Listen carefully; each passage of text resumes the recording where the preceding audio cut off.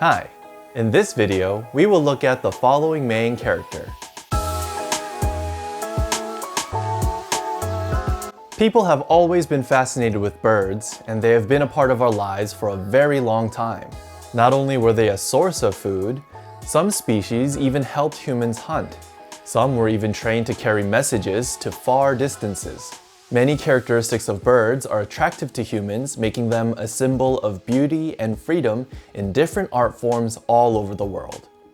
This is the ancient version of the main character we are looking at today. It depicts the side view of a bird. This is how the character looks today. Can you see the similarities with the ancient character? This character is pronounced zhuī and means bird. It generally refers to short-tailed and smaller birds. Now that you know the main character, let's see it with some other characters. From here, we'll add a character that means tree. Birds of a feather flock together. And this character symbolizes small birds gathered together in a tree. This character is pronounced zhī and means gather. It is used in these words, 集合, which means gather or assemble, and 集中, which means concentrate.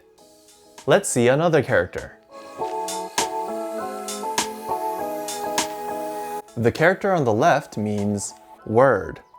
Even if you hear a bird chirp or speak, it can still be hard to find it.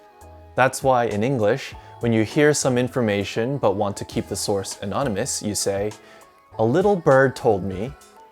This character is pronounced 谁 and means who. It is used in this phrase, 您找谁, which means, who are you looking for? Here's the next character. Now the two little strokes on the left means ice. Some birds have a standard for temperature. If it goes below that standard and gets too cold, these birds fly away to warmer climates. This character is pronounced zhuī and means standard. It is used in these words, 准备, which means prepare, and 准时, which means punctual. Here's the last character. Now the character on the left means hand. Some parents teach their kids how to swim by pushing them in the water. Similarly, some birds teach their young how to fly by pushing them off an edge. This character is pronounced 推 and means push. It is used in this word, 推动, which means push forward or promote.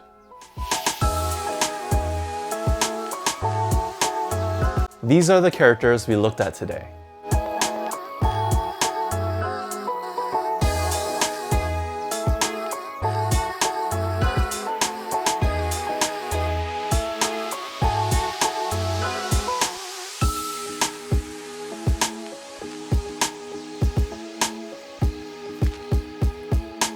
How many could you recognize?